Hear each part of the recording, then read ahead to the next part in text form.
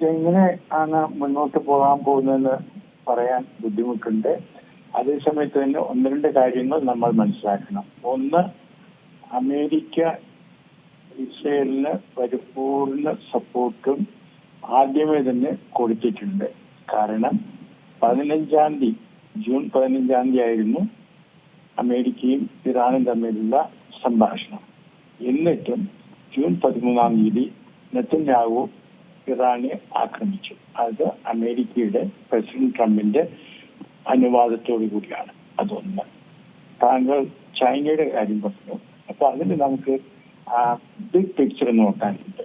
കുറച്ചു നാളായി China, Russia, Iran, north Korea ഈ 4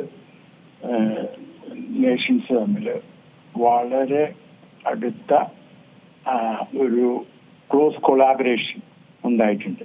കാരണം എന്താണ്? അമേരിക്കയുടെ സാങ്ഷൻസ് പലതരത്തിലും വരെ ബാധിച്ചിട്ടുണ്ട്.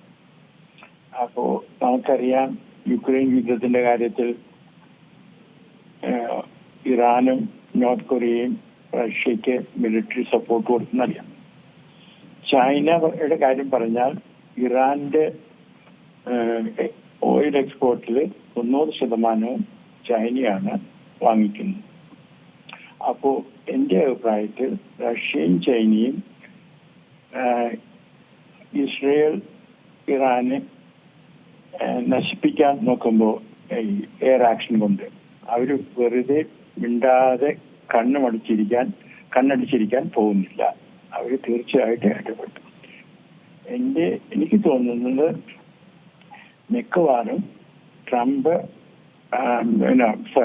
പുടിൻ ട്രംപിന്റെ മേൽ പ്രഷർ ചെലുത്തും. പുടിന് ഒരു കാര്യം ട്രംപിനോട് പറയാൻ സാധിക്കും, അത് തെളിച്ചു പറയേണ്ട ആവശ്യമില്ല. താങ്കൾക്ക് നോബൽ പീസ് പ്രൈസല്ലേ വേണ്ടത്, അതിന് യുക്രൈൻ യുദ്ധം അവസാനിപ്പിക്കുന്നല്ലേ, അത് ഞാൻ വേണമെങ്കിൽ നോക്കാം, ഞാൻ പറഞ്ഞ ടേംസിൽ തന്നെ. പക്ഷേ അതിനു മുമ്പ് താങ്കൾ ഈ ഇറാന്റെ മേലുള്ള യുദ്ധം തീർക്കണം. അപ്പോ നമുക്ക് രണ്ടുപേർക്കും വിൻ വിൻ സിറ്റുവേഷനാണ്. അത് ട്രംപ് അതിന് വഴങ്ങാൻ സാധ്യതയുണ്ട്. നോക്കട്ടെ.